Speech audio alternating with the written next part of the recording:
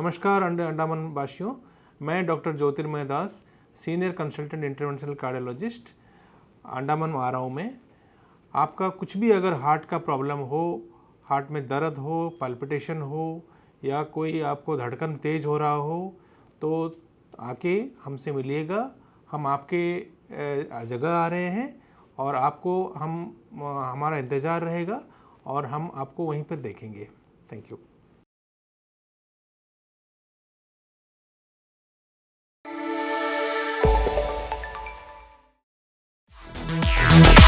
Evolution.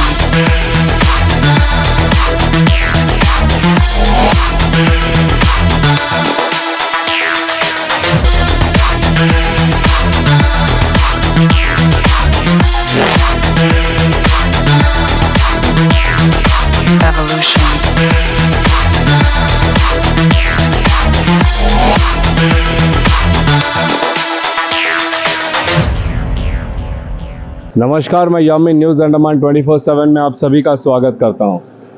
आप मेरे background में देख सकते हैं कि इस वक्त मैं जो हूं केंद्रीय विद्यालय नंबर 1 स्कूल के सामने, गेट के सामने खड़ा हूं। और जैसे आपने हमारे पिछले एपिसोड में देखा होगा कि इसी स्कूल से जुड़े कुछ मसले के बारे में हमने जीबी पंत अस्पताल के सामने रिपोर्टिंग की थी और हमने आप लोगों को कहा था कि इसकी अपडेट के लिए हम प्रयास करेंगे ताकि इसकी जो दूसरे साइड की जो कहानी है, दूसरे साइड की जो बातें हैं, वो भी हम आप लोगों के समक्ष रख सकें।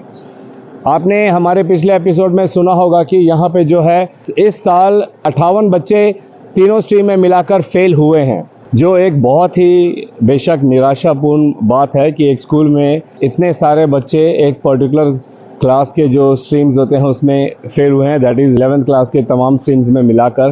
तो इसमें यह बात भी होती है क्या स्कूल का जो पढ़ाई का स्टैंडर्ड है वो अच्छा नहीं है, या सिलेबस इतना डिफ़िकल्ट हो गया है कि बच्चों को जो 10th के बाद जब वो 11th में जा रहे हैं उनको उससे कोप अप करना इतना मुश्किल पड़ गया कि वे पहली अटेम्प्ट में उसे पास नहीं कर पाए बहुत सारे बच्चे। इसी का जो इफ़ेक्ट है हमें कुछ होनहार बच्चों में भी दिखा।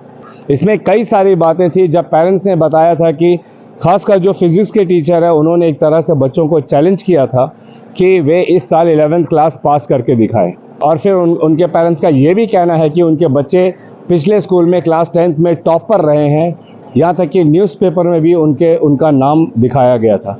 तो ये कैसे मुमकिन है कि एक टॉपर बच्चा जो है 11th क्लास में जाता है और वो पासिंग मार्क्स तक नहीं लेता है, फेल हो जाता है? संभव है, बेशक संभव है, क्योंकि कई बार ऐसा होता है कि बच्चे जो हैं पढ़ाई से थोड़ा भटक जाते हैं या फिर पढ़ाई का सिलेबस एकदम बदल जाने की वजह से उनको कोप अप करना उतना आसान नहीं होता है, तो कुछ नंबरों में कमी होती है, फेल भी हो सकते हैं। अगर इसका जो परसेंटेज है, अगर इसको हम परसेंटेज में देखें तो बहुत कम होता है। और दूसरा, कई सारे लोगों ने हमें यह भी बताया कि 11th क्लास में जो है टीचर्स ये भी प्रयास करते हैं कि जो बच्चे हैं वो उनसे प्राइवेट ट्यूशन ले ताकि उनका भी इनकम हो और फिर वे जो हैं बच्चों को पासिंग मार्क्स दे देते हैं। जो है आज स्कूल गए थे और हमने प्रिंसिपल सर से बात की। सुखविंदर जी जो यहाँ के प्रिंसिपल हैं, हमने उनसे बातें की। इस पूरे मसले को लेकर हमने खुल के उनसे बात की और उन्होंने भी जो है हर बात को बताया। सबसे बड़ी बात तो उन्होंने ये बताई कि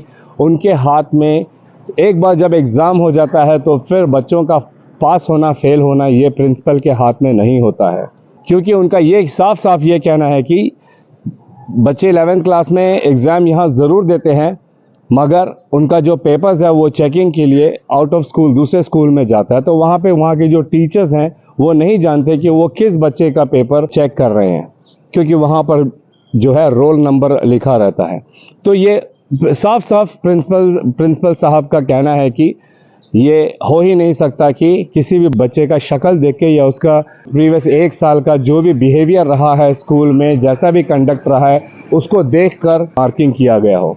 जहां तक बात स्टेप मार्किंग की है तो उन्होंने इस बारे में बोला कि जब इतने सारे पेरेंट्स ने इस मसले पर बात की है तो उन्होंने जो है पेपर्स को दोबारा से आरओ भेजा, रीजनल ऑफिस भेजा है, ताकि ये दोबारा से रीचेक हो जाए।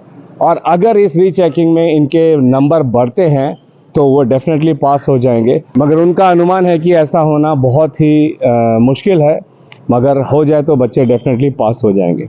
जहाँ तक बात है प्राइवेट ट्यूशन के चक्कर में बच्चों को फेल करने का, तो प्रिंसिपल साहब ने इसे पूरी तरीके से नकारा और उन्होंने कहा है कि स्ट्रिक्टली ये जो है हर केंद्रीय विद्यालय संगठन के तहत आने वाले स्कूल जैसे केंद्रीय विद्यालय हो गए, इनके टीचरों को स्ट्रिक्ट आदेश है कि वे ग्रुप तो छोड़िए एक बच्चे को भी ट्यूशन नहीं ले सकते हैं। और उन्होंने खुद कहा है कि अगर ऐसा कहीं कोई भी मामला सामने आता है कि केंद्रीय विद्यालय के टीचर्स जो हैं प्राइवेट ट्यूशन्स ले रहे हैं, तो उनकी जानकारी उन्हें दी जाए और वे जो है उन टीचरों के ऊपर में स्ट्रिक्ट एक्शन लेंगे। ये डेफिनेटली पॉसिबल है, क्योंकि टोटल जो है सिलेबस जो है क्लास 10 के एकदम विपरीत हो जाता है। एक नया सा सिलेबस शुरू होता है और जहाँ पे केमिस्ट्री, फिजिक्स कहिए, मैथ्स कहिए, इनका जो डिफ़िकल्टी लेवल है हाई हो जाता है। किसी भी स्कूल में अगर बच्चे ज़्यादा फेल होते हैं तो ये बात जो है स्कूल के ऊपर भी आता है, और अगर एक स्कूल में बच्चे अच्छे नंबरों से पास होते हैं तो फिर वही प्रिंसिपल और वही स्कूल मैनेजमेंट होता है जो अपने आप में बहुत गर्व महसूस करते हैं। तो उनका साफ साफ से ये कहना है कि वे कभी नहीं चाहेंगे कि स्कूल में इतने फेलिंग रिजल्ट्स आए जिससे स्कूल की भी जो छवि है उसमें भी दाग पड़े। लेकिन अगर बच्चों ने एग्ज़ाम अच्छा नहीं दिया है और उन्होंने आंसर्स गलत लिखे हैं तो वे ऐसा भी नहीं कर सकते कि उन्हें जो है ज़बरदस्ती मार्क्स देके उनको पास किया जाए सिर्फ स्कूल की छवि बनाने के लिए। और साथ ही सुखविंदर जी जो प्रिंसिपल है उन्होंने ये भी बताया कि उन्होंने पेरेंट्स से भी बात की, उनसे भी काउंसलिंग की, उन्हें समझाने का प्रयास किया। इसको उतनी ज़्यादा गंभीरता से लेने की ज़रूरत नहीं है, क्योंकि उनका कहना है कि स्कूल मैनेजमेंट की तरफ से इन्होंने किसी भी प्रकार की ऐसी कोई भी जानबूझकर बच्चों को फेल करने का किसी तरह का षड्यंत्र किया है जिस तरीके से बातें उठ रही थी। और उनके तरफ से ये पूरा प्रयास रहेगा कि जिन भी बच्चों को आपत्ति है उनके जो पेपर हैं वो रीचेक होकर आए और उसके बाद जो भी रिजल्ट आएंगे उसी को मान्यता दी जाएगी। साथ ही हम तो यही उम्मीद करेंगे। और जहां तक बात है स्कूल मैनेजमेंट पे कई सारे जो सवाल उठे थे उस विषय पे हमने प्रिंसिपल सर से बात की, क्योंकि प्रिंसिपल सर को भी माइक में बोलने की इजाज़त शायद एजुकेशन डिपार्टमेंट से लेने के बाद ही हो सकता है, इसलिए हमने ऑन रिकॉर्ड उनसे बात नहीं की। लेकिन जो भी बातचीत हुई वो हमने आप लोगों के समक्ष रखा है और उन्होंने बहुत ही रेस्पेक्ट के साथ हमारे तमाम सवालों के उन्होंने जवाब दिए जो हमने अभी आप लोगों को बताया। साथ ही हम आप लोगों को ये भी बताना चाहेंगे कि हम सब जानते हैं कि इस वक्त जो है हमारे द्वीपों में पूरे देश में इलेक्शन चल रहा है और पहले चरण में हमारे द्वीपों में भी 19 अप्रैल को मतदान होने वाला है। तो आप सब जो है अपने निकटतम मतदान केंद्र जाएं और वहां पे ज़रूर अपना मतदान दें। हमारा प्रयास रहना चाहिए कि हमारे देश से, हमारे द्वीपों से एक भी मतदाता ना छूटे। और अगर आप 18 बरस के ऊपर है तो कृपया अपने वार्ड काउंसलर या प्रधान से मिले और ये सुनिश्चित करिए कि आपका नाम जो है इलेक्टोरल लिस्ट में हो और आपको भी मतदान करने का अधिकार मिले। हम सराहते हैं हमारे प्रशासन को, हमारे भारत सरकार को, जिन्होंने इस बार जो है बहुत ही प्रयास किया है कि पूरे भारत से एक भी मतदाता ना छूटे।